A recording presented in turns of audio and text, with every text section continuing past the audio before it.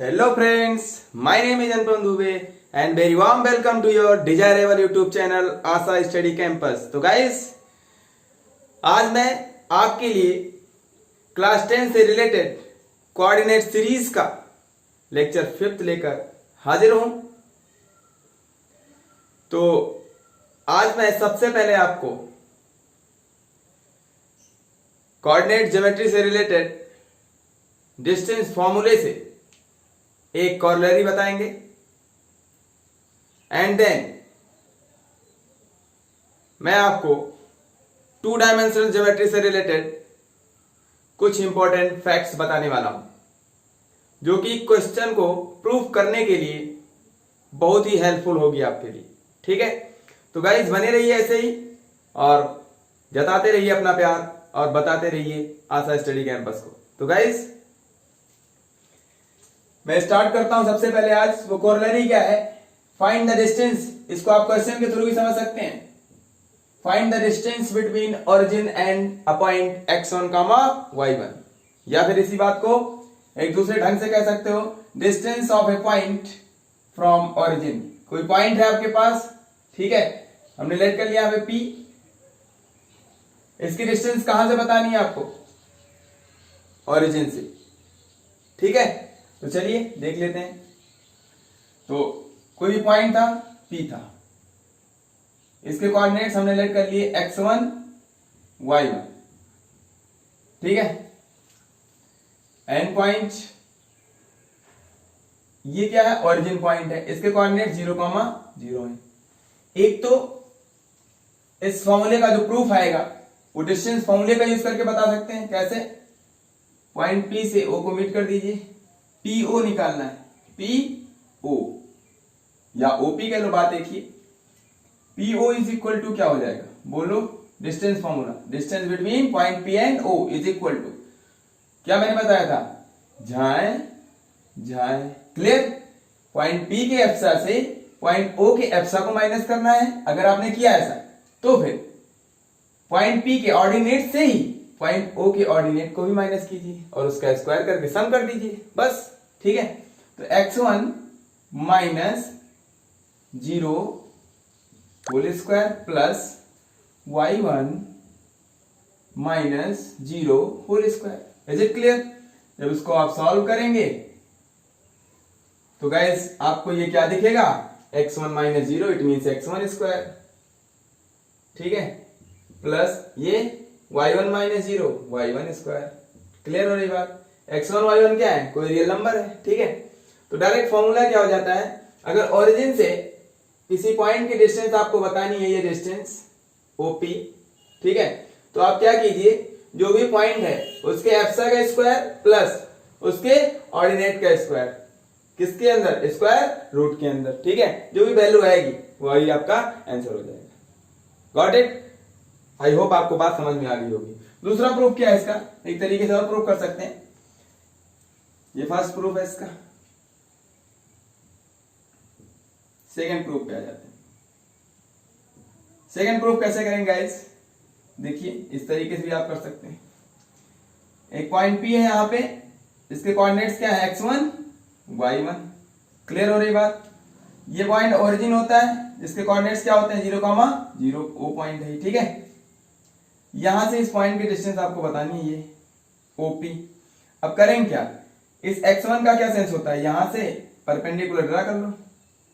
ये मैंने लेट कर लिया, M पे मीट कर रहा है x एक्सिस को, ये y एक्सिस है। क्लियर हो रही बात? तो x1 क्या होता है, O से M तक की डिस्टेंस जो कुछ भी होती है, ये कितनी होती है, ये x1 होती है। क्लियर, एंड यहां से परपेंडिकुलरली जब आप पॉइंट P के लिए चलते हो तो ये कौन सा कोऑर्डिनेट होता है, y1। अब इसकी डेफिनेशन मैंने आपको अच्छे से बताई है। उस पॉइंट के लिए परपेंडिकुलर डिस्टेंस x एक्सिस से किसका काम करती है, ऑर्डिनेट का काम करती है। ठीक है, और इसी पॉइंट के लिए y एक्सिस से परपेंडिकुलर डिस्टेंस किसका काम करती है गाइस, एप्सा का काम करती है, x1। यही x1 के इक्वल है। क्लियर हो रही बात? तो ये x1 ये y1, अभी इसको मैं हटा दे रहा हूं थोड़ी देर के लिए। ठीक है, अब आप समझ पा रहे हो, ये 90 डिग्री। क्लियर हो रही बात? तो OP आपको फाइंड करना है, तो 90 डिग्री के सामने वाली साइड हाइपोटेनस, ये राइट एंगल ट्रायंगल बन गया। ठीक है, एक भी एंगल 90 डिग्री है तो कैसा ट्राइंगल है, राइट एंगल ट्राइंगल है। ठीक है, तो इसमें पाइथागोरस थ्योरम लगा सकते हैं। तो किसी को परपेंडिकुलर किसी को बेस मान सकते हैं। तो this square plus this square is equal to this square. ठीक है, तो x1 square plus y1 square, ठीक है, is equal to OP square. हमें ओपी स्क्वायर नहीं चाहिए, ओनली ओपी चाहिए, distance between point O and P. ठीक है, तो ओपी चाहिए, स्क्वायर हटेगा, इधर से स्क्वायर हटेगा तो इधर क्या लगेगा, मैंने बताया था प्लस माइनस पहले लग जाता है जब स्क्वायर हटता है उधर से। तो ठीक है ना, इस पूरा मामले पे जो कुछ भी है ये नंबर, इस पे स्क्वायर रूट लगने से पहले क्या लग जाता है, प्लस माइनस, जब उधर स्क्वायर होगा किसी भी साइड जब स्क्वायर रिमूव होता है तो। बट ये डिस्टेंस है इसलिए यहाँ पे प्लस साइन कंसीडर करते हैं, नेगेटिव साइन नहीं कंसीडर करते। आई होप आपको मेरी बात समझ में आ रही होगी। तो ये इसके इक्वल है तो इसको लेफ्ट हैंड साइड में लिख दो, क्या दिक्कत है, अच्छा लगे बस। OP is equal two plus sign के साथ, तो प्लस साइन मेंशन करते ही नहीं है, अच्छा नहीं दिखता। x1 square plus y1 square, ठीक है, माइनस साइन को रिमूव कर देंगे यहां से, ये आपका फॉर्मूला बन गया। कहां से, डिस्टेंस, ऑरिजिन पॉइंट से किसी अदर पॉइंट की डिस्टेंस क्या हो जाएगी, डायरेक्ट उसी पॉइंट के एप्सा का स्क्वायर स्क्वायर रूट के अंदर प्लस ऑर्डिनेट का स्क्वायर कर लेंगे। Got it? आई होप आपको बात समझ में आ गई होगी। ठीक है,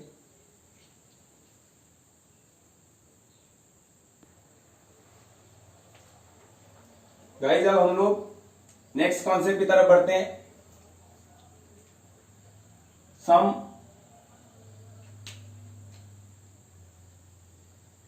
important facts related to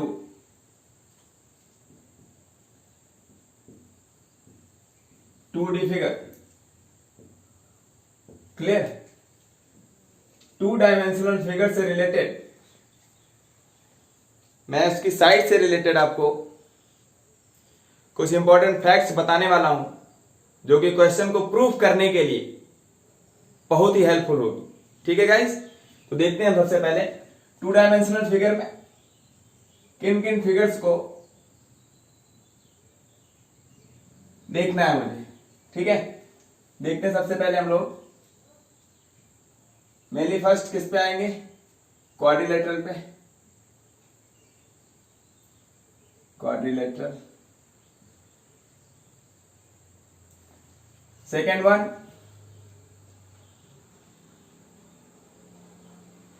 kite, sorry triangle.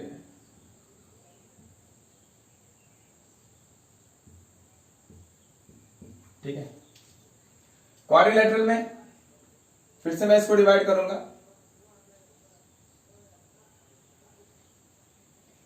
Quadrilateral को हम मेनली 3 पार्ट में डिवाइड करेंगे। पैरेललोग्राम, सेकेंड वन ट्रेपेजियम,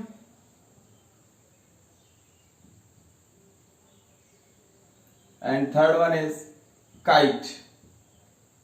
मैं सबकी हिंदी बताने वाला हूं गाइस, जो हिंदी मीडियम के बच्चे हैं वो भी समझे इस बात को। ठीक है, ट्राइंगल में आपको एक तो on the basis of angle, angle के बेसिस पर आपको देखना है, on the basis of angle. Triangle कितने टाइप्स के होते हैं, एंड सेकेंड वन आपको देखना है on the basis of sides. ठीक है,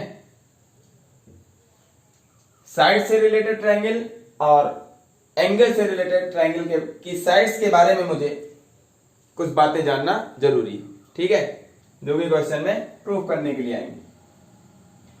तो गाइस, टू डायमेंशनल फिगर को बोलते हैं क्या, द्विविमीय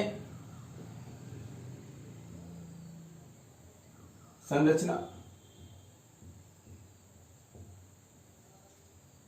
या आकृति। ठीक है,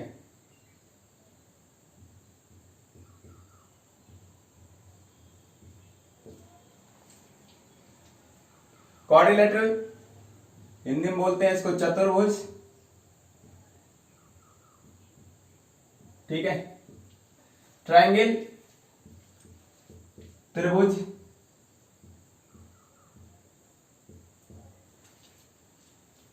अब क्वाड्रिलेटरल के अंदर पैरेललोग्राम, समांतर चतुर्भुज, समांतर चतुर्भुज, ठीक है। चतुर्भुज को मैं ऐसे बॉक्स के तरीके दिखाऊंगा, इसका शॉर्ट फॉर्म। ट्रेपेजियम, हिंदी होती है समलंब चतुर्भुज,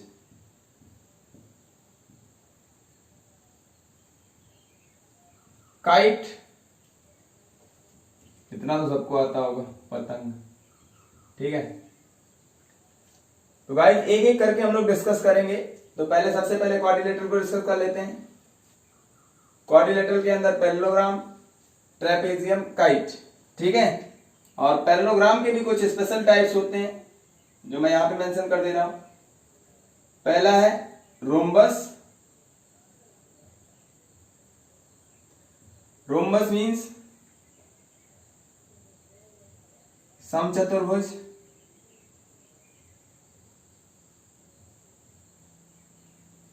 next one is square, it means वर्ग हिंदी में, ठीक है।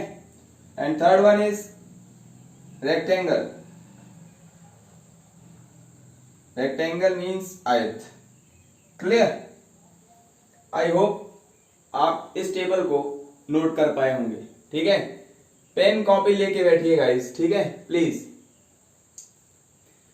अब हम लोग एक एक करके डिस्कस करेंगे, इसको, फिर इसके अंदर इन तीनों को, फिर इसको, फिर इसको, फिर ट्रायंगल्स को, ठीक है। तो आई होप आपने नोट कर लिया होगा। मैं इसको इरेज कर देता हूं, ठीक है। इतनी बातों को मैं इरेज करता हूं इधर। तो मैं जल्दी जल्दी थोड़ा सा बताने की कोशिश करूंगा, ठीक है। देखिए गाइस, पैरेललोग्राम क्या होता है? कोई भी क्वाड्रिलेटरल पैरेललोग्राम होता है कब? जब उसकी अपोजिट साइड का कोई एक पेयर क्या हो जाए, इक्वल एंड पैरेलल, ठीक है। किसी भी क्वाड्रिलेटरल की अपोजिट साइड का एक पेयर क्या हो जाए, इक्वल एंड पैरेलल, बस वो क्वाड्रिलेटरल क्या बन जाएगा, पैरेललोग्राम, ठीक है। ये पैरेललोग्राम हो गया। जब ये दोनों साइड क्या है आपस में, पैरेलल एंड इक्वल, ठीक है। पैरेलल भी है और इक्वल भी है, तो अपोजिट साइड जो बच जाती है, रिमेनिंग साइड, वो अपने आप क्या हो जाती है, पैरेलल एंड इक्वल हो जाती है, ठीक है। तो अभी मैं यहाँ पे प्रूफ नहीं बता रहा हूं इस बात का, ये आपको क्लास 9 में देखने को मिलेगा। तो आई होप आपने थोड़ा बहुत स्टडी की होगी। ये थर्ड के इक्वल एंड पैरेलल, ठीक है। तो यहां पे मैं अगर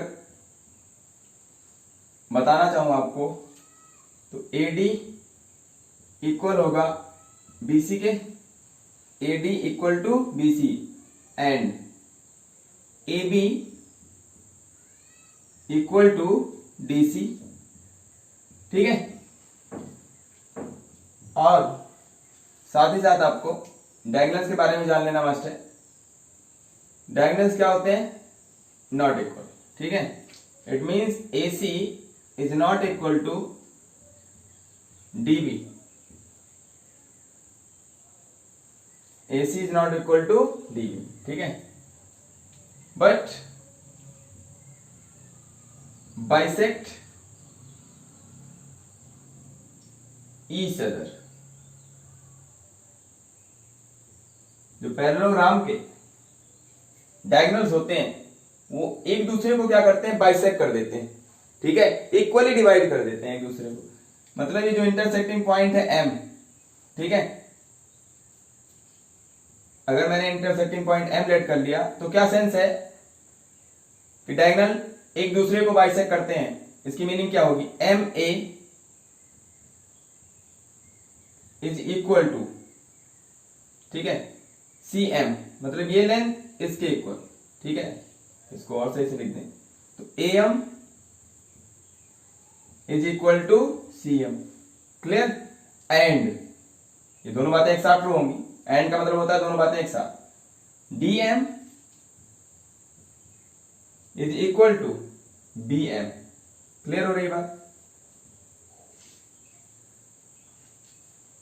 तो ये तो हो गई पैरेललोग्राम से रिलेटेड बातें, ठीक है। तो ये अगर कोई भी क्वाड्रिलेटरल के वर्टिसेस के अगर कोऑर्डिनेट्स गिवन हो और आपसे कहे कि इस क्वाड्रिलेटरल को प्रूव कीजिए कि ये क्वाड्रिलेटरल स्पेशल टाइप का पैरेललोग्राम होगा, ठीक है, एक स्पेशल टाइप होगा जो कि पैरेललोग्राम होना चाहिए, तो आप क्या करेंगे? सर मैं इन बातों को प्रूव कर दूंगा तो ये क्वाड्रिलेटरल क्या फाउंड हो जाएगा, क्या बन जाएगा? पैरेललोग्राम बन जाएगा। इट मींस अपोजिट साइड ये लेंथ और ये लेंथ आपको फाइंड कर लेना है। कैसे फाइंड करेंगे? इनके वर्टिसेस गिवन होंगे कुछ भी। क्लियर हो रही है बात? ठीक है। अगर वर्टिसेस गिवन है तो AD निकल जाएगा डिस्टेंस फॉर्मूले से, AD, AB निकल जाएगा डिस्टेंस फॉर्मूले से इन दोनों पॉइंट्स के कोऑर्डिनेट्स का यूज करके, ठीक है। BC निकल जाएगा, क्लियर है बात, डिस्टेंस फॉर्मूले का यूज करके, एंड CD निकाल लेंगे आप। क्लियर हो रही बात?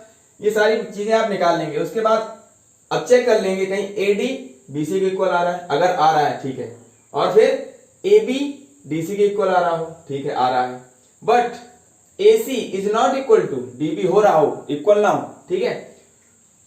और तो इतनी सी बात में हम कह देंगे ये क्वाड्रिलेटरल क्या बन जाएगा? पैरेललोग्राम बन जाएगा। आई होप आप मेरी बात समझ पा रहे होंगे गाइस, ठीक है। आगे बढ़ते हैं हम लोग। अब पैरेललोग्राम के स्पेशल टाइप्स पे आते हैं, रोम्बस, ठीक है। रोम्बस क्या होता है? रोम्बस की डेफिनेशन पैरेललोग्राम से देते हैं हम लोग, ठीक है। कोई भी पैरेललोग्राम है आपके पास, उसकी एडजेसेंट साइड का कोई भी एक पेयर इक्वल हो जाए, क्या हो जाए? इक्वल हो जाए, ठीक है। कैसे सर? देखिए ये पैरेललोग्राम है आपका, आई होप आपको बात समझ में आ रही होगी। इक्वल एंड पैरेलल साइड है। अब मैंने कहा एडजेसेंट साइड। एडजेसेंट साइड क्या होती है? किसी भी वर्टेक्स को पकड़ लीजिए, A B C D, कोई भी एक वर्टेक्स, ये वर्टेक्स है, ये सब वर्टेक्स है, ठीक है। किसी भी वर्टेक्स से जितनी लाइन पास करती हैं, या आप कह सकते हो जितनी लाइन निकलती है यहां से, ठीक है, ये दोनों लाइन है, ये दोनों क्या कहलाती हैं? एडजेसेंट साइड, ठीक है। With respect to vertex D के रिस्पेक्ट में ये दोनों क्या है? एडजेसेंट साइड्स हैं। C के रिस्पेक्ट में पूछता तो CD एंड CB क्या है? एडजेसेंट साइड है। B के रिस्पेक्ट में BC AD, क्लियर हो रही बात। A के रिस्पेक्ट में AB AD adjacent side, clear हो गई बात, एडजेसेंट साइड से रिलेटेड। तो कोई भी एडजेसेंट साइड का कोई भी एक पेयर क्या हो जाए? इक्वल। क्लियर हो रही बात? कहीं से पकड़िए आप, किसी भी वर्टेक्स से। अगर मैंने कह दिया ये इसके इक्वल है, ये दोनों इक्वल कर दिया मैंने, इक्वल करने का सेंस यहां से कर दिया मैंने, इसको हटा दिया मैंने, ठीक है, यहां से ड्रा कर दिया मैंने। अब बताओ अगर ये इसके इक्वल है तो ये पैरेललोग्राम तो है ही, तो ये साइड तो इसकी इक्वल होगी ही। अब ये तीनों इक्वल हो गई, बोलो ये तीनों इक्वल हो गई नहीं, तो ये भी इसकी इक्वल होती है पैरेललोग्राम में, तो ये इसका मतलब 4 साइड्स आर इक्वल। किसमें? रोम्बस में, ठीक है। तो आई होप आपको बात समझ में आ गई होगी। यहां से मैं इसको फिर से बनाने की कोशिश कर रहा हूं। कोई भी पैरेललोग्राम, ठीक है, जिसमें एडजेसेंट साइड का कोई भी एक पेयर क्या हो जाए? इक्वल हो जाए, बस ओनली वन पेयर, बाकी अपने आप इक्वल हो जाएंगे, ठीक है। तो उसे हम क्या बोल देंगे उस पैरेललोग्राम को रोम्बस बोल देंगे। आई होप आपको समझ में बात आ रही है, ठीक है। तो ये पैरेललोग्राम क्या बन जाएगा? रोम्बस बन जाएगा। तो इसका मतलब इसमें चारों साइड क्या हो जाएंगे? देखिए चारों साइड क्या हो गई? इक्वल हो गई, मतलब B यहां आ गया, ये C यहां शिफ्ट हो गया। क्लियर हो रही बात? तो A B C D, I hope आपको बात समझ में आ गई। इट मीन्स अगर आपको ये प्रूव करना है कोई क्वाड्रिलेटरल रोम्बस है तो उसकी चारों साइड आपको फाइंड कर लेनी है। चारों साइड क्या होनी चाहिए? इक्वल होनी चाहिए। AB is equal to BC, ठीक है, थोड़ा सा सही से मैं लिख देता हूं यहां से। AB is equal to BC is equal to CA is equal to D, sorry CD is equal to D। Clear? और साथ ही साथ क्या होना चाहिए, डायगोनल्स की बात कर ले, डायगोनल्स इक्वल नहीं होते, ठीक है, diagonals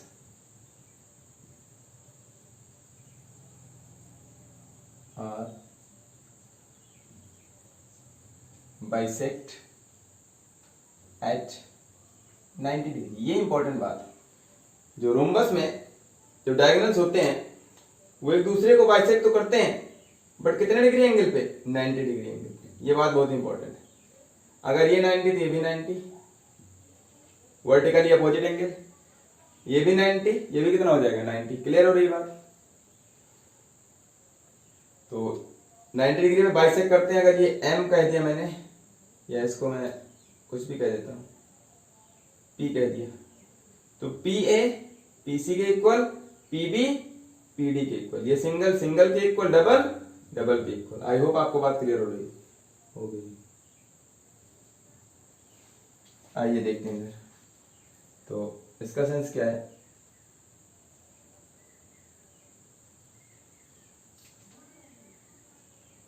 PA is equal to PC and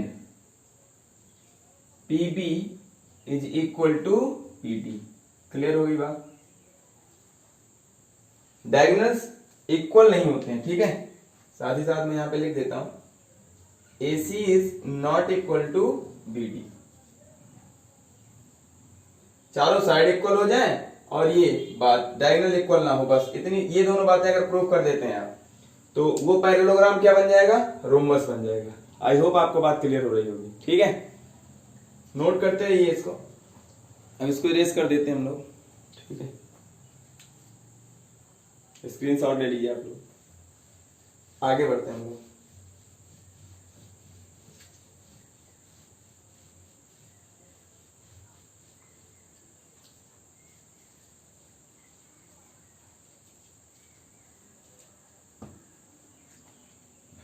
rhombus, rhombus के एरिया के बारे में बात कर लेते हैं, ABCD, ठीक है।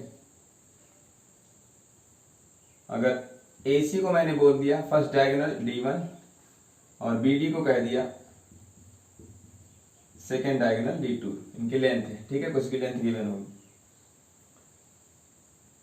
तो इसका एरिया क्या हो जाएगा, area of rhombus ABCD is equal to half of mod of D1 cross D2, ठीक है।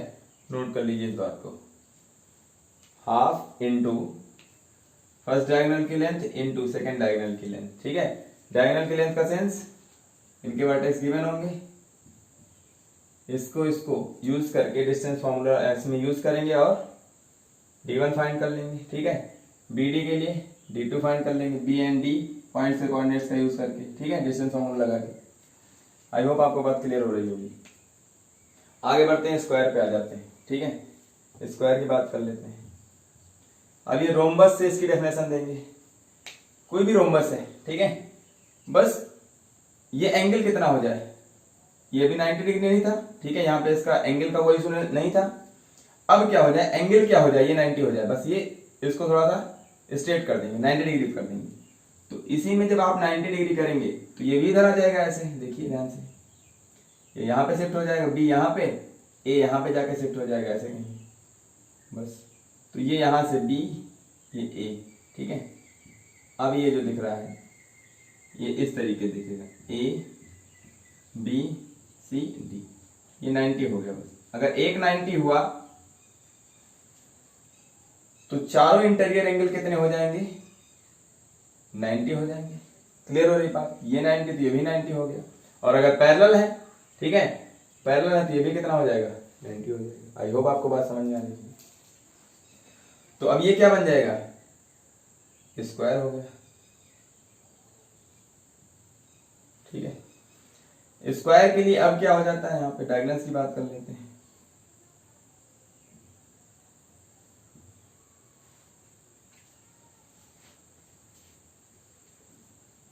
साइड तो इक्वल होती ही है इसकी, AB is equal to BC is equal to C D is equal to D A. ठीक है, side तो equal है ही और साथ ही साथ डायगोनल भी क्या हो जाते हैं,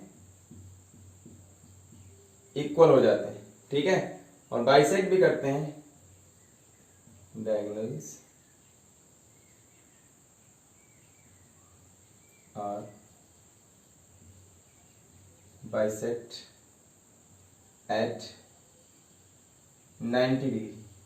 ठीक है, 90 डिग्री पे बाइसेक्ट भी करते हैं, क्योंकि इसकी डेफिनेशन मैंने कहां से बताई है, रोम्बस से, तो रोम्बस की प्रॉपर्टीज को सेटिस्फाई करेगी। ठीक है, और इसका एरिया क्या हो जाता है, अगर साइड की लेंथ ए लेट कर लें हम यहां पर, तो एरिया ऑफ स्क्वायर कितना हो जाएगा, a into A, it means A square, side का स्क्वायर। ठीक है, अब साइड फाइंड करना आता होगा, ये लेंथ। ठीक है, कोऑर्डिनेट्स का यूज करके डिस्टेंस फार्मूला का यूज करेंगे और इन बी एंड सी किसी भी 2 पॉइंट्स के बीच की डिस्टेंस फाइंड कर लेंगे, तो साइड निकल जाएगी। ठीक है, उसका स्क्वायर कर देंगे, तो जो कुछ भी आएगा वो क्या हो जाएगा, area of square. I hope आपको बातें समझ में आ रही होंगी। तो अगर किसी भी क्वाड्रिलेटरल को ये प्रूव करना है कि वो स्क्वायर है, तो क्या करेंगे, A B C D, clear, vertices given होंगी, उसको ऐसे डिनोट कर देंगे, ए बी फाइंड कर लेंगे, बी सी फाइंड कर लेंगे, सी डी फाइंड कर लेंगे, डी ए। अब देख लेंगे अगर ये चारों लेंथ इक्वल आ रही है, इक्वल मैग्नीट्यूड की हैं, तो हम क्या बोल देंगे कि वो रोम्बस भी हो सकता है और स्क्वायर भी हो सकता है। तो अब इन दोनों में डिफरेंस क्या है, इसमें डायगोनल्स इक्वल नहीं होते हैं, बट इसमें डायगोनल इक्वल होता है। ठीक है, तो डायगोनल भी चेक कर लेना होगा आपको, मतलब point A and point C के लिए भी डिस्टेंस फॉर्मूला यूज करेंगे, बी एंड डी के लिए भी डिस्टेंस फॉर्मूला यूज करेंगे, और डिस्टेंस फाइंड करके चेक कर लेंगे, अगर इक्वल है तो हम क्या कह देंगे कि वो क्वाड्रिलेटरल क्या फॉर्म हो गया, बोलो स्क्वायर हो जाएगा। क्लियर हो रही है बात, आई होप आपको बात समझ में आ गई होगी। अब आ जाते हैं रेक्टेंगल पे। ठीक है, रेक्टेंगल को देख लेते हैं।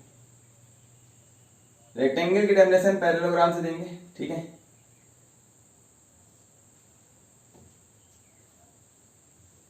ये आपका पैरेललोग्राम है।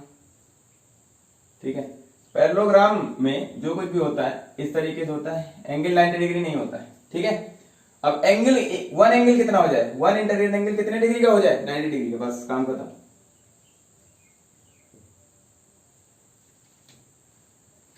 अगर ये 90 हो गया तो सब कितने के हो जाएंगे, ये भी 90 हो जाएगा, तो ये भी कितना हो जाएगा, 90 90। क्लियर, इसलिए प्रॉपर्टी में लिखा रहता है all interior angle are 90 degree. ठीक है, तो एटलीस्ट की बात करना है, कम से कम। डेफिनेशन का मतलब होता है एटलीस्ट, कम से कम कितनी बातें हम लोग बता सकते हैं उस चीज की, ये। ठीक है, तो एटलीस्ट वन एंगल कितने डिग्री का हो जाए, 90 डिग्री का, तो वो पैरेललोग्राम क्या बन जाएगा, रेक्टेंगल बन जाएगा। क्लियर हो रही बात, opposite side are equal and parallel. Clear हो रही बात, थर्ड के इक्वल कर देंगे, वर्टिसेस की नेमिंग कर देते हैं A B C D.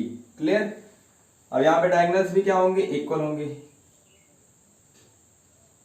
Parallelogram है तो बाइसेक्ट तो करेंगे ही करेंगे। क्लियर हो रही बात, कह दिया पी पे इंटरसेक्ट करते हैं।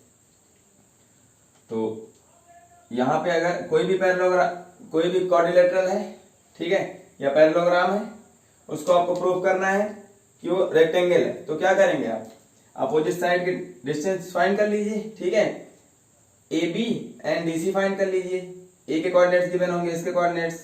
ठीक है, डिस्टेंस फॉर्मूले का यूज करेंगे, ए बी इक्वल होना चाहिए किसके, डी सी के, एंड ए डी किसके इक्वल होना चाहिए गाइस, बी सी के। ठीक है, अगर ये इक्वल है, एंड डायगोनल्स क्या करेंगे, बाइसेक्ट करते हैं, बट 90 डिग्री पे नहीं। ठीक है, और इक्वल भी होती है length, A C equal to D B, ये भी होता है, बट 90 डिग्री पे बाइसेक्ट नहीं करते हैं। ठीक है, तो ये दोनों बातें अगर opposite sides are equal and parallel and diagonals are equal, आपने दिखा दिया, तो क्वाड्रिलेटरल क्या बन जाएगा, बोलो, रेक्टेंगल हो जाएगा। ठीक है, प्रूफ करने के लिए आता है। अब एरिया की बात कर लेते हैं। अगर इसकी लेंथ एल है, मैंने लेट कर ली, डी सी एल के इक्वल है, कुछ भी वैल्यू होगी, ये बी के इक्वल है, तो एरिया आपको आता होगा इतना, area of rectangle is equal to L into B, length into width. Clear? I hope आपको बातें समझ में आ गई होंगी। नोट कर लीजिए इन सारी बातों को, ठीक है।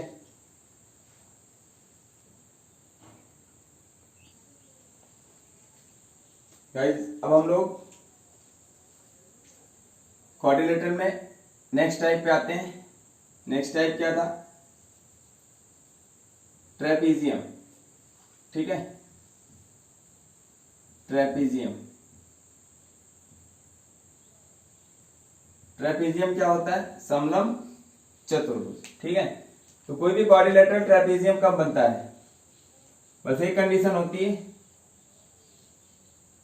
कोई भी अपोजिट साइड का एक भी पेयर, किसी भी क्वाड्रिलेटरल में अपोजिट साइड का एक पेयर अगर पैरेलल हो जाए, समांतर हो जाए, ठीक है, तो बस वो क्या बन जाता है? वो क्वाड्रिलेटरल रोम्बस हो जाता है, सॉरी ट्रेपीजियम हो जाता है, ठीक है। तो ये पैरेलल मैंने कर दिया पहले ही, अब इसको मीट कर दो, बस काम खत्म। नेमिंग कर दो वर्टिसेस की ए बी सी डी, ठीक है। ये क्या हो जाएगा? ये हो गया आपका ट्रेपीजियम, ठीक है। अब ट्रेपीजियम की बात कर लेते हैं। इसका एरिया क्या होता है? Area of trapezium ABCD is equal to half of sum of parallel side AB plus DC into height. ये हाइट क्या है? जो पैरेलल साइड है इनके बीच की डिस्टेंस, परपेंडिकुलर डिस्टेंस। डिस्टेंस की मीनिंग हमेशा क्या होती है? परपेंडिकुलर, ठीक है। तो ये perpendicular distance, it means DM कह लो, चाहे यहां से कह लो, ठीक है, CM। तो S का मतलब क्या है? DM फिगर से, ये आपकी H है। क्लियर हो रही बात?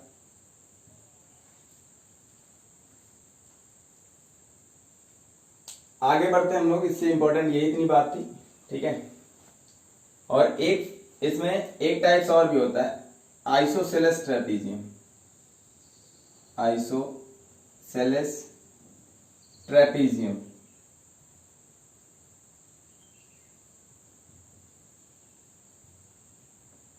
आइसोसेलेस ट्रेपीजियम क्या होता है गाइस? जो नॉन पैरेलल साइड हैं, ये दोनों कैसी हैं? Non parallel side. ये इनकी लेंथ क्या हो जाए? इक्वल हो जाए, बस।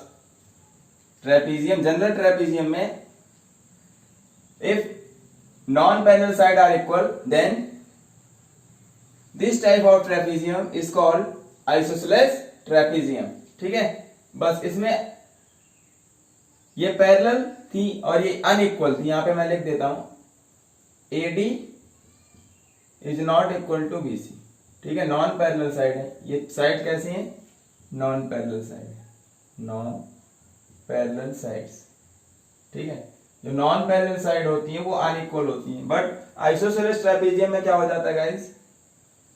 जो नॉन पैरेलल साइड है, ठीक है, ये भी क्या हो जाती हैं? इक्वल हो जाती हैं guys. A B C D, clear हो रही बात? ये भी क्या हो जाएंगी? इक्वल हो जाएंगी। ये तो पैरेलल है ही, नॉन पैरेलल साइड भी क्या हो जाती है? इक्वल हो जाती है, ठीक है। बस इतना दिमाग में रखना है, इन दोनों में इतना ही डिफरेंस है। AD इक्वल हो जाता है किसके? BC भी इक्वल हो जाता है, ठीक है गाइस। नोट कर लीजिए इन बातों को। अब हम लोग काइट पे आ जाएंगे, ठीक है। इसको इरेज कर देता हूं। जनरली क्वेश्चन आपके पैरेललोग्राम से ही बनते हैं, ठीक है, रोम्बस से, रेक्टेंगल से, स्क्वायर से, ठीक है, और ट्राइंगल में राइट एंगल ट्राइंगल से, और आइसोसेलेस ट्राइंगल से, स्केलिन ट्राइंगल से, इक्विलैटरल ट्राइंगल से, ठीक है। बाकी मैं बातें आपको बता दे रहा हूं, हो सकता है कहीं यूज हो जाए, ठीक है, थोड़ा सा एक्स्ट्रा आना चाहिए आपको। अब मैं इसमें काइट पे आ जाता हूं, ठीक है। मैं साइड से रिलेटेड ओनली बातें कर रहा हूं, अभी एंगल से रिलेटेड ज्यादा बातें मैंने बताई नहीं है आपको, ठीक है ना, क्योंकि साइड का ही यूज करना है, क्योंकि मैंने आपको अभी तक डिस्टेंस फॉर्मूला ही बताया, ठीक है। तो डिस्टेंस फॉर्मूला का मतलब साइड से रिलेशन है, ठीक है। तो काइट क्या होता है? कोई भी क्वाड्रिलेटरल काइट कब बनेगा गाइस बताइए। देख लीजिए, मैंने कहा ये आपका क्वाड्रिलेटरल है, कुछ भी इस तरीके से मैंने कह दिया, इस तरीके से कुछ भी क्वाड्रिलेटरल है। अभी तो ये क्वाड्रिलेटरल है, ए बी सी डी, अभी काइट नहीं है ये। अभी काइट कब बनेगा ये मैं बताने वाला हूं। किसी भी अपोजिट वर्टेक्स को देखिए, ये इसकी अपोजिट वर्टेक्स है, ये इसकी अपोजिट वर्टेक्स, ठीक है। ए की अपोजिट वर्टेक्स कौन सी है, सी, और डी की अपोजिट वर्टेक्स बी है। तो आपको देख ये चेक करना है, किसी भी अपोजिट वर्टेक्स से जो एडजेसेंट साइड्स हैं अगर वो आपस में इक्वल हैं, ठीक है, तो वो क्वाड्रिलेटरल क्या हो जाएगा, काइट हो जाएगा। आई होप आपको बात समझ में आई होगी। चलिए, अगर नहीं समझ में आई तो फिगर समझते हैं। ये अपोजिट वर्टेक्स है, क्लियर है, ए एंड सी, ये अपोजिट वर्टेक्स है, क्लियर। अब इससे जो एडजेसेंट साइड है कौन कौन सी है, ये है यहां से और ये, क्लियर हो गई बात। ये दोनों आपस में इक्वल हो जाए, क्लियर हो रही बात। लेंथ कुछ भी हो इक्वल होनी चाहिए। और इसके अपोजिट वर्टेक्स कौन से है, ये है। अब इससे जो एडजेसेंट साइड है, बड़ा सा सामने बना देता हूं, ये एंड ये, क्लियर। ये दोनों भी इक्वल हो जाए, सिंगल सिंगल पे इक्वल। आई होप आपको बात समझ में आ रही होगी। तो अपोजिट वर्टिसेस से जो एडजेसेंट साइड है वो आपस में क्या हो, इक्वल हो जाए। ये इसके इक्वल, ये इसके इक्वल, क्लियर। तो ये जो क्वाड्रिलेटरल है, ये क्वाड्रिलेटरल, क्लियर, ये क्या बन जाएगा, काइट हो जाएगा। ये क्या कहलाएगा, काइट कहलाएगा। अगर मैं इसको सही से बनाऊंगा तो स्ट्रक्चर कैसा होगा। अब ये इक्वल कर लो, इसको देखो, इक्वल लेंथ ही कर लो, एडी को इक्वल करो ऐसे, क्लियर। पॉइंट ए, ये डी, ये बी, क्लियर। और ये लेंथ इसकी इक्वल है ऐसे।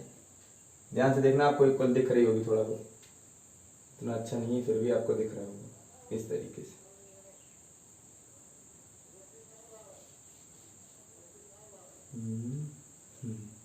ठीक है,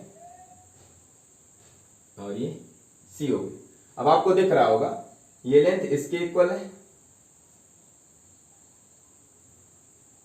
एडी ये इसके इक्वल, क्लियर हो रही बात। और ये लेंथ इसके इक्वल, एडी एबी के इक्वल, सीडी सीबी के इक्वल। अब ये क्या हो गया, काइट हो गया गाइस। तो अपोजिट वर्टिसेस से जो एडजेसेंट साइड्स हो ये इक्वल होनी चाहिए आपस में, ठीक है। इससे जो एडजेसेंट साइड है ये इसके इक्वल होनी चाहिए, बस ये क्या बन गया, ये हो गया आपका काइट। आई होप आपको बात समझ में आई होगी। यहाँ पे यही मैंने बताया आपको, ठीक है।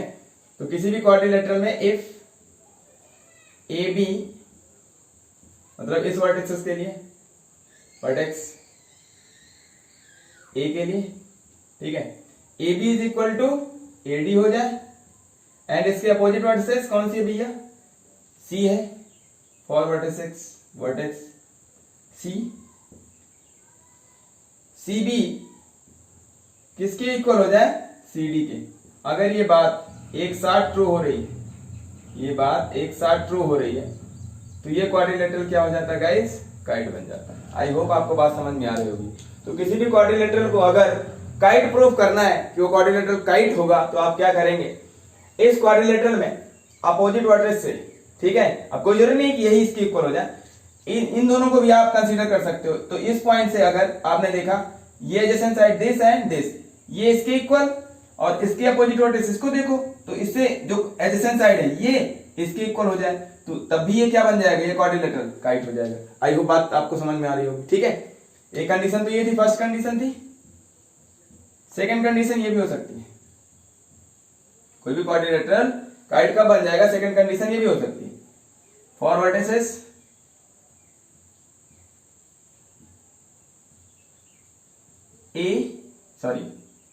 D and B. अगर मैं डी और बी को कंसीडर कर रहा हूं, तो डी से कौन सी वर्टिसेस हैं, एडजेसेंट दिस एंड दिस, मतलब डी ए, एडजेसेंट साइड्स क्या हो जाएंगे यहां से, D A equal to D C, आपको चेक करना होगा अगर ये इक्वल है, एंड इसकी अपोजिट वर्टेक्स बी, तो बी के लिए B C equal to B A. अगर ऐसा हो रहा है तब भी हम क्या कह देंगे, ये क्वाड्रिलेटरल क्या बन जाएगा, काइट, क्लियर। आई होप आपको बात समझ में आ गई होगी, नोट कर लीजिए इसको। आगे बढ़ते हैं, अब हम लोग आते हैं ट्रायंगल पे गाइस, ठीक है। रेस कर देता हूं इसको।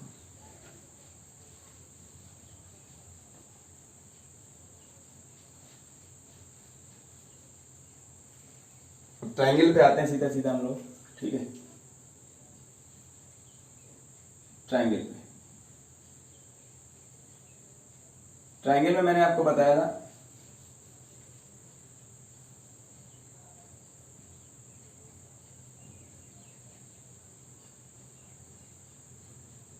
दो कैटेगरी मैंने बताई थी आपको। एक तो आपको बताया था on the basis of side, ठीक है, हिंदी में बोले तो भुजाओं के आधार पर, ठीक है, on the basis of angle, ठीक है, कोण के आधार पर।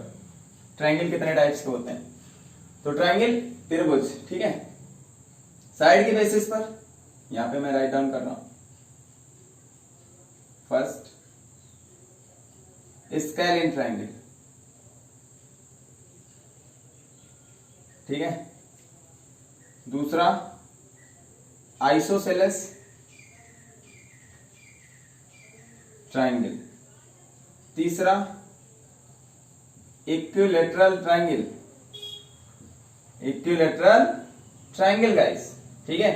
हिंदी में बोलते हैं इसको विषम बाहु त्रिभुज, विषम बाहु त्रिभुज गाइस। इसको क्या बोलते हैं? समद्विबाहु त्रिभुज। इसको क्या बोलते हैं? समबाहु त्रिभुज, यानी सारी भुजाएं बराबर, ठीक है। इसमें क्या होता है, एक भी साइड इक्वल नहीं होती है, ठीक है।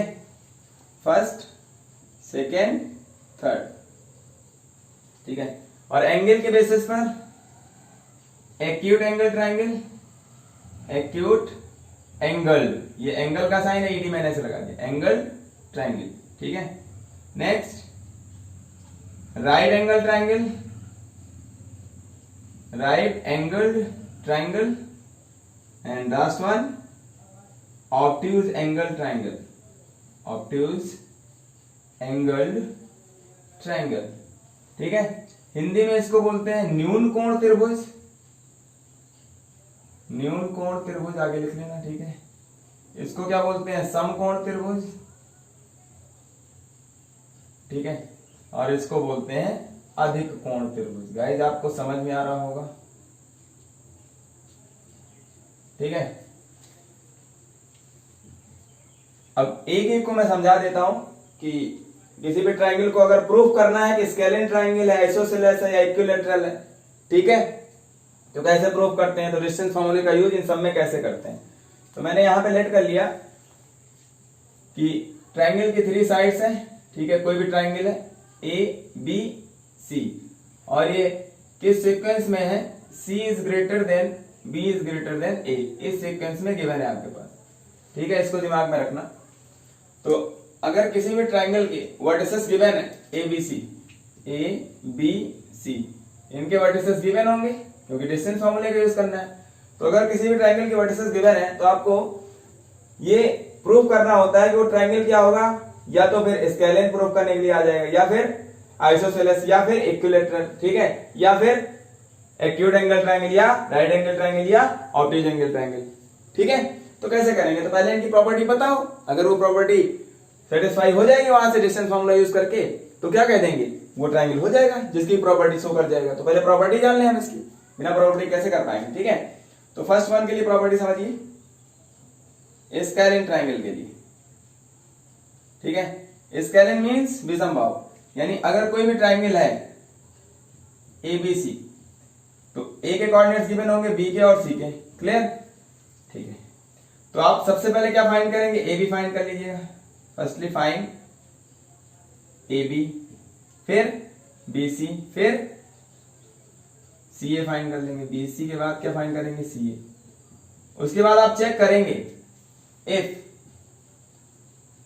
A B is not equal to B C is not equal to C. अगर ऐसा हो रहा है, अगर ऐसा हो रहा है तो आप क्या कह देंगे? ये ट्रायंगल जो है ये क्या हो जाएगा? स्केलिन ट्रायंगल हो जाएगा। आई होप आपको बात समझ में आ रही होगी, ठीक है, नोट कर लीजिए। आगे बढ़ते हैं हम लोग आइसोसेलेस ट्रायंगल पे, नोट करते रहिएगा इसे, ठीक है। Isosceles triangle, isosceles triangle Hindi में क्या बोलते हैं, हिंदी लिखी हुई है, ठीक है। तो हिंदी वाले भाई साहब भी समझते चले इस बात को, ठीक है। तो आइसोसेलेस क्या होता है, कोई भी ट्राइंगल है आपके पास ABC, क्लियर बात।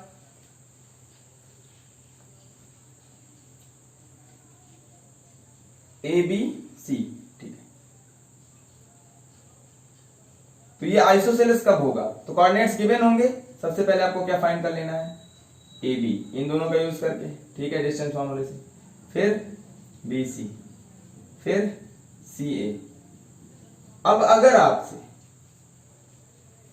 ये प्रूव करने के लिए कहा गया कि prove that the triangle given triangle is isosceles, तो इसका मतलब कोई भी दो साइड इक्वल हो जाए, किसी भी ट्राइंगल की टू साइड अगर इक्वल हो जाती हैं, टू साइड की लेंथ आपस में इक्वल हो जाए, तो वो ट्राइंगल क्या हो जाता है, आइसोसेलेस ट्राइंगल। तो ये तीनों साइड आपने फाइंड कर ली, कुछ भी आगे।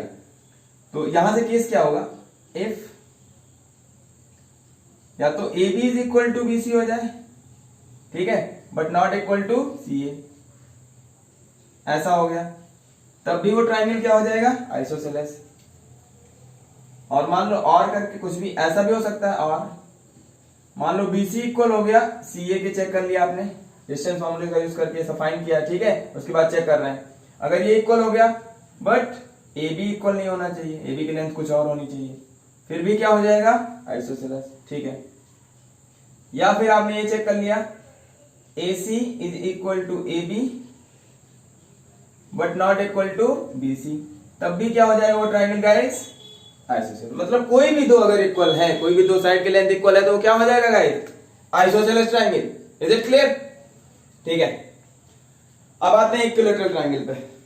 आई होप आपने नोट कर लिया, इन तीनों में से कोई भी एक बात ट्रू हो जाए, मतलब कोई भी टू लेंथ इक्वल हो जाए, बस यही समझ रहे हैं आप। ये इसके इक्वल हो सकती है, ये इसके इक्वल हो सकती है, ये इसके इक्वल, बस जो तीसरी बचेगी रिमेनिंग वो इक्वल नहीं होगी, ठीक है, बस इतना समझना है। आई होप आपको समझ में आ गया होगा। अब यहां पे इक्विलैटरल ट्रायंगल समझ लेते हैं।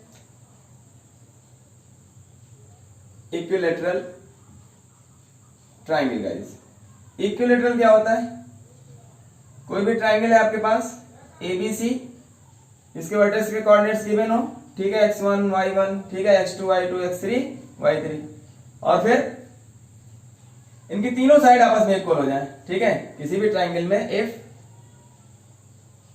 AB फाइंड कर लेंगे, इक्वल हो जाए किसके, BC के, BC किसके इक्वल हो जाए, CA के, तो तीनों साइड की लेंथ क्या हो जाए, इक्वल हो जाए, तीनों इक्वल हो जाए, तब वो ट्रायंगल क्या हो जाएगा, इक्विलैटरल। तो किसी भी ट्रायंगल को अगर प्रूव करना है इक्विलैटरल ट्रायंगल है, तो आप AB निकाल लीजिए, ठीक है, distance between A and B, BC find कर लीजिए, distance between B and C, CA find कर लीजिए, distance between C and A, coordinates given होंगे डिस्टेंस फार्मूले का यूज करके, ठीक है। और तीनों साइड की लेंथ अगर क्या आ जाए, इक्वल आ जाए, तो हम क्या कह देंगे, वो ट्रायंगल कैसा है, इक्विलैटरल ट्रायंगल है गाइस, ठीक है। आगे बढ़ते हैं हम लोग। आई होप आपको साइड से रिलेटेड जितने भी ट्रायंगल हैं उनकी प्रॉपर्टी समझ में आ गई होंगी, ठीक है। इरेज कर देते हैं हम लोग। अब चलते हैं एंगल के बेसिस पर, ठीक है, नोट करते रहिए गाइस, ठीक है। अब यहां पे एक चीज ध्यान देना है आपको, जनरली जो तरीका होता है, एंगल A के अपोजिट साइड को स्मॉल a से डिनोट करते हैं, ठीक है, एंगल B के अपोजिट साइड को स्मॉल b से। ये नोटेशन का एक तरीका और कुछ भी नहीं, आप किसी को लेट कर सकते हो, समझने के लिए ऐसा किया जाता है, कन्वेंशन बनाया गया। C के लिए अपोजिट साइड जो है स्मॉल c, एंगल कैपिटल से, साइड स्मॉल से, ठीक है। और मैंने यहां पे ये कह दिया C is greater then B is greater then A, हमेशा है ऐसा।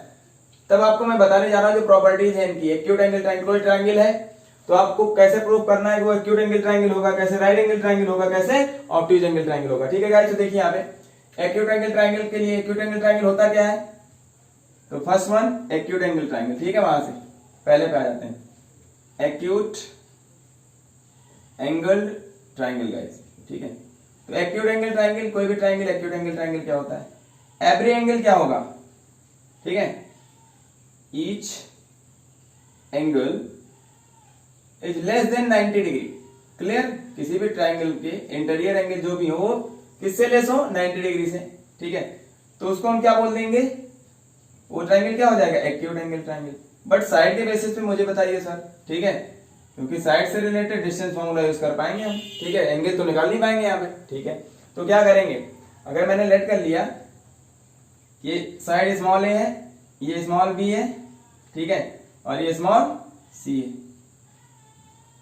ठीक है। तो जो सबसे बड़ी साइड है उसका स्क्वायर बाकी दोनों रिमेनिंग साइड के स्क्वायर के सम से, ठीक है, अगर छोटा आ जाए, अगर छोटा आ जाए, ठीक है, जो सबसे बड़ी साइड है उसका स्क्वायर कर लेंगे और जो रिमेनिंग साइड है दोनों बच गई हैं, ठीक है, जो इससे छोटी होंगी, ठीक है, वहां पे मैंने दिखाया आपको, इनका स्क्वायर करके सम कर दिया। अगर इससे छोटा आ गया ये तो वो ट्राइंगल क्या हो जाएगा, एक्यूट एंगल ट्राइंगल हो जाएगा। आई होप आपको बात समझ में आ रही होगी। सेकेंड वन पे चलते हैं हम लोग गाइस, राइट एंगल ट्राइंगल में, राइट एंगल ट्राइंगल में। राइट एंगल ट्राइंगल क्या होगा गाइस, या आप लोगों को आता ही होगा, ठीक है, कुछ लोगों को नहीं आता होगा तो मैं बता देता हूं, ए बी सी। अगर किसी भी ट्राइंगल के इंटीरियर एंगल का कोई भी एक एंगल कितना हो जाए, 90 डिग्री हो जाए, राइट एंगल हो जाए, राइट एंगल मतलब 90 डिग्री, तो ये 90 डिग्री एक एंगल, ठीक है। अब बाकी दोनों कैसे होंगे, इनका सम 90 होगा, इट मींस ये एक्यूट होंगे। ये जो दोनों बच गए गाइस, ये दोनों कैसे होंगे, ये एक्यूट एंगल होंगे, ठीक है। ए एंड बी कैसे होंगे, ये दोनों एक्यूट होंगे। क्लियर हो रही बात, एक्यूट एंगल होंगे। एक 90, तो ये ट्राइंगल क्या हो गया, राइट एंगल ट्राइंगल। और राइट एंगल ट्राइंगल में क्या होता है, अगर सी के अपोजिट साइड ये सी है, ये ए है, ये बी है, क्लियर। सी हाइपोटेनस होती है, 90 डिग्री के सामने वाली साइड राइट एंगल ट्राइंगल में क्या कहलाती है, हाइपोटेनस। सी किसका काम कर रही है, हाइपोटेनस का, ठीक है। ये दोनों क्या है, किसी को परपेंडिकुलर किसी को बेस सिलेक्ट कर सकते हैं, ठीक है। यहां आप ये नहीं कह सकते ये परपेंडिकुलर ये बेस है, कुछ बच्चे ये समझते हैं ये परपेंडिकुलर ये बेस, ऐसा नहीं होता गाइस। अब आपको चेक करना है कि अगर आप ये जो रिमेनिंग बचे हुए एंगल हैं इस 90 को छोड़ के, ए एंड बी बचे ना, इनके रिस्पेक्ट में आप किस एंगल के रिस्पेक्ट में इन दोनों रिमेनिंग साइड को देख रहे हो, ठीक है। अगर मैं कहता एंगल बी के रिस्पेक्ट में मैं देख रहा हूं, किसके रिस्पेक्ट में, with respect to angle B, ठीक है, एंगल बी के रिस्पेक्ट में मैं इन दोनों साइड को देखने की कोशिश कर रहा हूं, तो इसके जस्ट अपोजिट साइड ये परपेंडिकुलर का काम करती है, किसका काम, परपेंडिकुलर, और जो बच जाती है वो बेस हो जाती है। आई होप आपको बात समझ में आ रही होगी गाइस। तो बी के रिस्पेक्ट में जो एंगल बी के रिस्पेक्ट में जो AC है वो क्या हो जाएगी, परपेंडिकुलर। आई होप आपको बात समझ में आ रही होगी। एंड BC क्या हो जाएगी गाइस, ये बेस का काम करेगी, ठीक है। और AB हमेशा किसका काम करेगी, हाइपोटेनस। क्लियर, कर्ण हिंदी में बोलते हैं, हाइपोटेनस क्या बोलते हैं, कर्ण। तो पाइथागोरस थ्योरम इसमें लग जाएगी, ठीक है। पाइथागोरस थ्योरम क्या होती है, कर्ण का वर्ग मतलब hypotenuse square, it means C square, it means C square, ठीक है। C square is equal to B square plus A square. अब ये दोनों प्लस के हैं, कहीं इसको इधर लिख सकते हो, इसको इधर, कोई इशू नहीं, ठीक है। मैं आपको ये बताना चाह रहा हूं कि जो लॉन्गेस्ट साइड का स्क्वायर है वो बाकी रिमेनिंग साइड जो इससे छोटी हैं उनके स्क्वायर के सम के अगर इक्वल आ जाता है, ठीक है गाइस, तो वो ट्राइंगल क्या हो जाएगा, राइट एंगल ट्राइंगल हो जाएगा, ठीक है। ये बात हमेशा हर एक ट्राइंगल के लिए ट्रू है, उसको देख कर मैं, ठीक है, इन सबको बता रहा हूं, ठीक है। तो उसको ध्यान में रखना है आपको। तो आई होप आपको समझ में आ गई होगी बात। तो अब यहां पर एंगल ए के रिस्पेक्ट में देखते, ध्यान से देखना, एंगल ए के रिस्पेक्ट में मैं आपको दिखाने की कोशिश कर रहा हूं, ABC। अब ये तो 90 था, 90 के सामने वाली साइड हमेशा क्या, हाइपोटेनस, क्लियर, ये हमेशा हाइपोटेनस। तो यहाँ पे C का काम कर रही है, हाइपोटेनस क्या है, स्मॉल c है, इसकी वैल्यू गिवन है, ठीक है, वो कह दिया मैंने। अब एंगल ए के रिस्पेक्ट में देखो, इस एंगल के रिस्पेक्ट में, जिस एंगल के रिस्पेक्ट में देखते हो उसके जस्ट अपोजिट साइड क्या हो जाती है गाइस, परपेंडिकुलर, क्लियर। और जो बच जाएगी वो बेस का काम करेगी, बट फॉर्मूला यही रहेगा। क्लियर हो गई बात, आई होप आपको समझ में आ गया होगा। तो यहां पे अगर ये स्मॉल a था, ये स्मॉल b था, क्लियर हो रही बात, और ये स्मॉल c था, तब भी यहां पर भी क्या करेक्ट होगा, C square is equal to A square plus B square. Pythagoras theorem हमेशा करेक्ट होगी, ठीक है, राइट एंगल ट्रायंगल में, मतलब सबसे लॉन्गेस्ट साइड का स्क्वायर। भाई ये कोऑर्डिनेट्स गिवन होंगे तो ये डिस्टेंस फाइंड कर लेंगे, A B, B C, C A find कर लेंगे, बस इसका स्क्वायर, किसी भी वन साइड का स्क्वायर जो रिमेनिंग साइड है उनके स्क्वायर के सम के इक्वल आ जाए तो वो क्या हो जाएगा, राइट एंगल ट्रायंगल हो जाएगा। भाई ट्राइंगल पहले नहीं बना सकते आप, मैंने बताया कोऑर्डिनेट ज्योमेट्री में फिगर पहले नहीं ड्रा कर सकते, ठीक है। तो पहले A B B C C A find कर लेना, उसमें जो सबसे बड़ी साइड होगी उसका स्क्वायर बाकी रिमेनिंग साइड के स्क्वायर के सम के अगर इक्वल आ जाए तो क्या कह लेंगे, वो ट्राइंगल क्या हो गया, राइट एंगल ट्राइंगल हो गया गाइस। आई होप आपको समझ में आ गया होगा, ठीक है। तो नोट करते रहिए, आगे बढ़ते हैं ऑब्ट्यूज एंगल ट्राइंगल में, ठीक है गाइस। आइए देख लेते हैं इसको।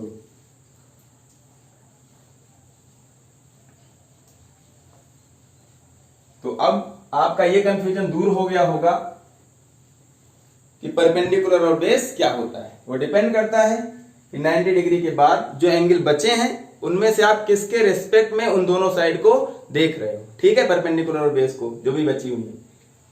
आगे बढ़ते हैं हम लोग obtuse angle triangle, obtuse angle triangle, ठीक है। आज के सेशन का लास्ट कॉन्सेप्ट वो भी ऑब्ट्यूज एंगल ट्राइंगल के साथ गाइस, ठीक है। Obtuse angle triangle I hope आपको बनाना आता होगा ऐसे। किसी भी ट्राइंगल में कोई एक एंगल, कोई वन एंगल, ठीक है, कोई भी एक, यहां पे एंगल सी क्या हो जाए, 90 से ग्रेटर हो जाए, 90 से ग्रेटर और 180 से लेस हो जाएगा, मतलब ऑब्ट्यूज एंगल हो जाए। ऐसे कह सकते हो angle C is less than 180 degree and greater than 90 degree. It means angle C only one angle, कोई भी एंगल हो सकता है इसमें से, मैंने यहां पे सी को कर दिया, एटलीस्ट वन एंगल क्या हो जाए, ऑब्ट्यूज एंगल हो जाए। कैसा हो जाए, ऑब्ट्यूज एंगल। तो वो ट्राइंगल क्या कहलाता है, ऑब्ट्यूज एंगल ट्राइंगल। आई होप आपको समझ में आ गया होगा। तो ये एंगल क्या है, 90 से ग्रेटर है, ठीक है, और किससे लेस है, 180 से लेस है, आपको दिख रहा होगा, ठीक है। तो इसके सामने वाली साइड सबसे ग्रेटर है, ठीक है, सबसे लार्जेस्ट साइड है, तो इसको सी बोल देते हैं, स्मॉल सी, सी के सामने वाली, ये स्मॉल है, ये स्मॉल बी। आई होप आपको समझ में आ रहा होगा। अब यहां पे क्या होगा, साइड से रिलेटेड भाई सी फाइंड कर लेंगे, इनके कोऑर्डिनेट्स गिवन होंगे, ठीक है, A B B C C ए और डिस्टेंस फॉर्मूले का यूज करके फाइंड कर लेंगे। सबसे पहले ये करना है आपको। तो इसके बाद देखेंगे जो सबसे लॉन्गेस्ट साइड है, अगर उसका स्क्वायर बाकी रिमेनिंग साइड के स्क्वायर के सम से ग्रेटर आ जाए, ठीक है, इसका स्क्वायर ग्रेटर साइड का स्क्वायर अगर रिमेनिंग साइड के स्क्वायर के सम से ग्रेटर आ जाए तो हम क्या बोल देंगे, वो ट्राइंगल क्या हो जाएगा, ऑब्ट्यूज एंगल ट्राइंगल हो जाएगा गाइस। तो आई होप आपको यहां तक बातें समझ में आ गई होंगी, ठीक है। तो नेक्स्ट सेशन में मैं आपके लिए अच्छे अच्छे क्वेश्चन के कलेक्शंस लेके आऊंगा, ठीक है, और उसका बहुत ही खतरनाक सॉल्यूशन होने वाला है, ठीक है गाइस। तो बने रहिए मेरे यूट्यूब चैनल के साथ, ठीक है। Thanks for watching, take care, bye bye guys, ठीक है।